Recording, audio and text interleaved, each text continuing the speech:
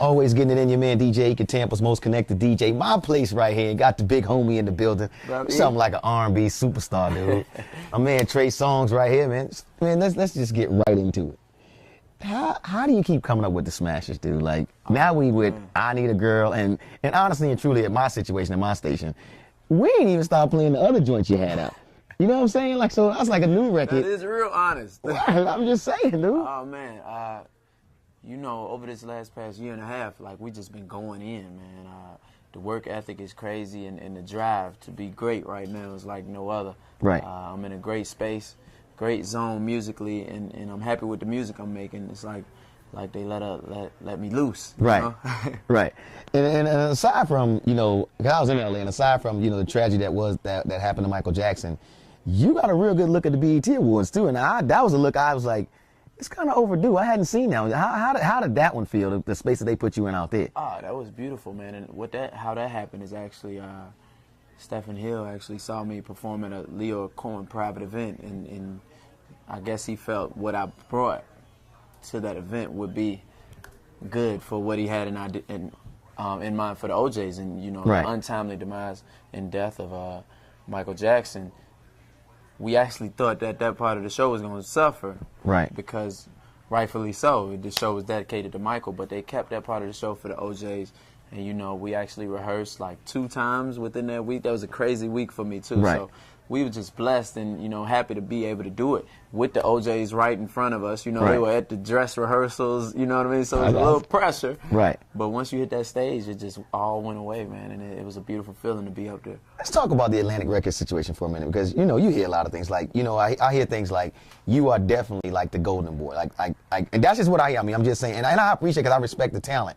What is the situation in Atlanta? Because I mean, and how good is it? How does it feel? You know, when you go to work every day. It's taken a while for me to be the golden boy. Right. You know what I mean? But it's a beautiful situation, and you know, I'm definitely loved all throughout the building. And it's one thing to be in a situation where you're working hard and everything's going well, and you know your label works for you. But you know, when your label actually loves to work for you, that's a beautiful thing. Right. You have people that are excited about you coming into their market, or excited when you walk into the office.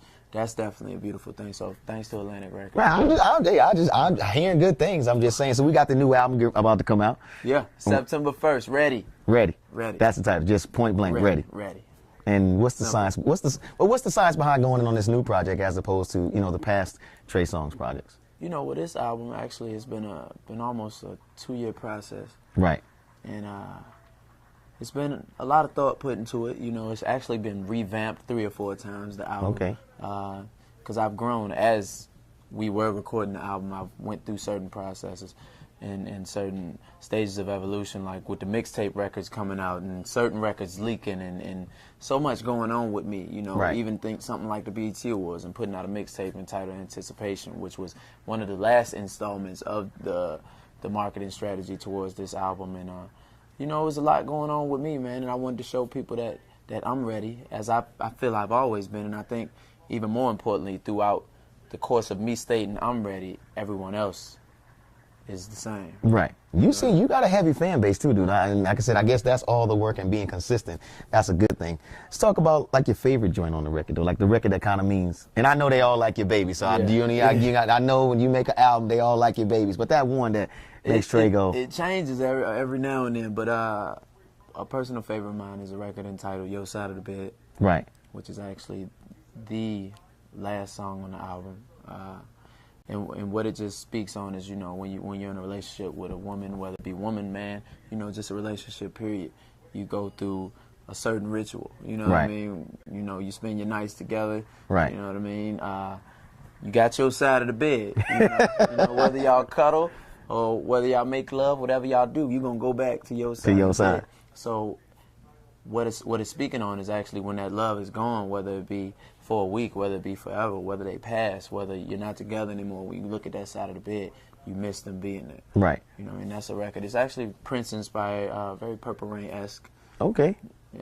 And talking about people that you're a fan of, and, you know, not to take this to a negative spin, and I know you're a fan of music because we've talked before, the whole R. Kelly situation and the confusion behind that. Can you enlighten like me a little bit on like what exactly what was your meaning. Because Kamran said you had a meaning when you came out with what you said. Yeah. And then it got turned, you know how we do on the internet. Yeah, you know, most definitely. You know, it's some people that live for that negative light. Right. You know, and to say that I didn't throw a jab would be a lie. Right. You know what I mean? But I didn't approach him in a way such as though, R. Kelly, you're not making the music I love anymore. Right. You know what I mean? But that's what the music, that's what the message behind it was. As a fan of R. Kelly, as someone who grew up inspired by the music he made, by the innovation, by the brilliance behind it. Right. I feel like that was lost in his last few efforts, actually.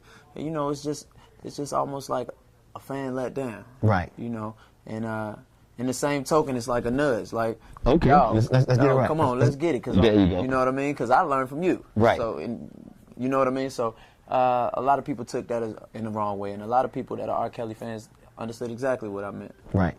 Like me. I understand it. You're a positive dude, man. And once again, I appreciate you stopping through, man. And back once again, the title of the album. And Ready, September 1st. And let's end it on something real high, because I got a chance to hang out with you today and see a whole different side of Trey Songz. For that one kid out there that's saying, Trey Songz made it. How did he do it? What's that one piece of advice you like to leave him with? I like to tell them to never give up and always believe in themselves. You know, a dream is only a dream if you sleep on it. Right. You know what I mean? So wake up and realize it can be real and go get it, baby. You do realize that I'm taking that right when you leave. You do realize that. That's the first time I actually said it. The homie Trey Songz, it's my place right here. We get to the end. Can we get a shot of the photo? Yeah. She's Bang. yeah, that's how they do it, man. It's my place. Trey Songz, the big homie.